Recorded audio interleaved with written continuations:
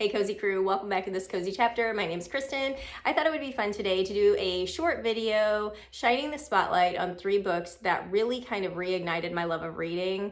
Up until about 3 years ago, I took a pretty big hiatus from reading most of my adult life actually, just because life is crazy and I didn't prioritize it like I do now. And these books really helped to inspire me and put me on the path to becoming the obsessive reader that I am today. So I feel like they're really worth talking about.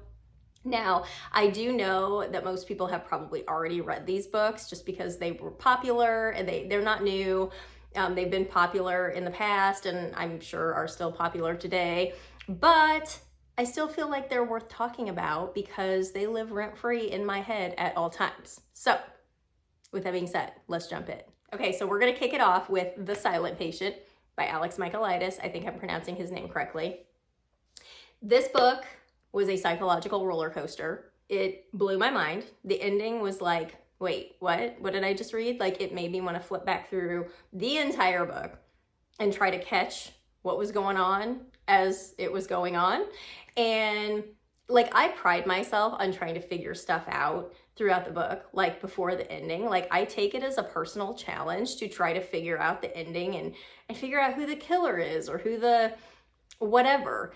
And this book, I didn't do that. I wasn't expecting the ending at all. And so it's up there on my list of like top books of all time, in my opinion, that I've read. It was an easy 5 stars for me. If you have not read this book, if you have not, I'm just gonna tell you, put it on your TBR ASAP. So in the book, we're following this woman named Alicia Berenson. She is a famous painter. And one night, Alicia comes home and she shoots her husband in the face. And then she decides to never speak another word again, ever, like completely silent. And so throughout most of the book, we're getting the perspective of her psychotherapist named Theo, and he becomes more and more obsessed and more driven to figure out the mystery behind this woman, to figure out like why the heck she did what she did and why she is refusing to talk. The ending blew my mind. This was literally the first book that I started with in January of 2022. And it was a perfect book. I had the physical copy, I had the audiobook. I was like, I probably got it done in like 2 or 3 days. I'm not like super quick reader or anything. I'm not like, I don't finish books in a day or anything like that. But this literally, I could not put it down. And it was so good. And I highly recommend it. If you haven't read it, put it on your TBR ASAP. Okay, book number 2 is Verity by Colleen Hoover. This book put my brain through psychological warfare. I kid you not, okay? And I was really iffy on even picking this book up just because Colleen Hoover is like the queen of romance. I am not a romance girl.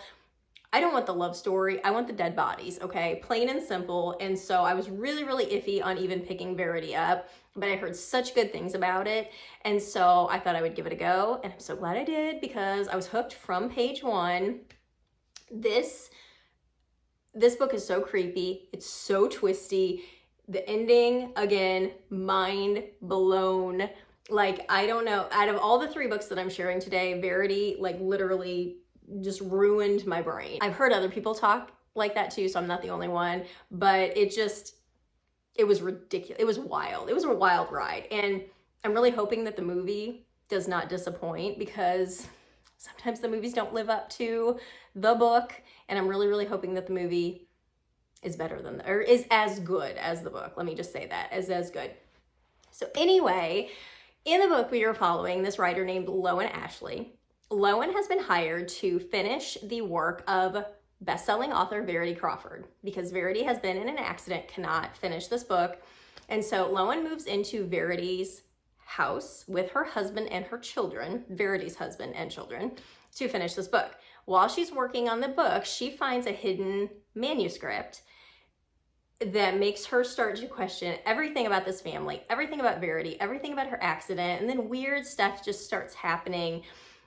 And when I tell you that this ending was wild, I mean, it was wild. Still think about this book to this day, and I'm like, what did I just read? It wrecks you. The ending completely wrecks you. All right, and finally, the 3rd book is Rock, Paper, Scissors by Alice Feeney. This is one of those locked in, isolated mysteries that I absolutely love. Anytime people are trapped anywhere, whether it's from a snowstorm or a hurricane or anything like that, I like Love that crap so much. This is one of my favorite things to read about in books.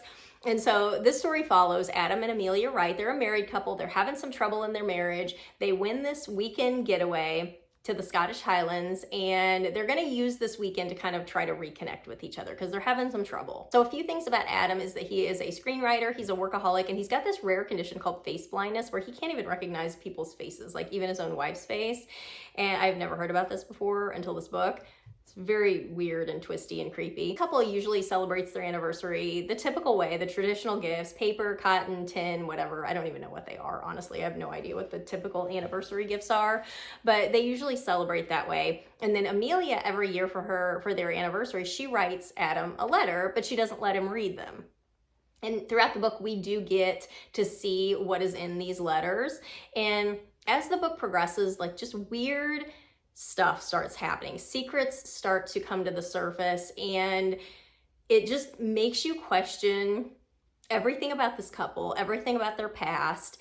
And it literally kept me guessing the entire time. Like I never in a million years would have seen this ending coming either. I feel like I've said that the last two books as well. Never would have seen this ending coming. It was so moody, so twisty, and it is literally the perfect book to binge on just a cozy night in. If it's raining outside or if it's snowing outside or something, it's so good. And I love Alice Feeney anyway. I love her other books as well, but this one was definitely one of my top favorites. All right, guys, so those are the 3 books that kind of pulled me out of my reading slump that I've had for years and years and years.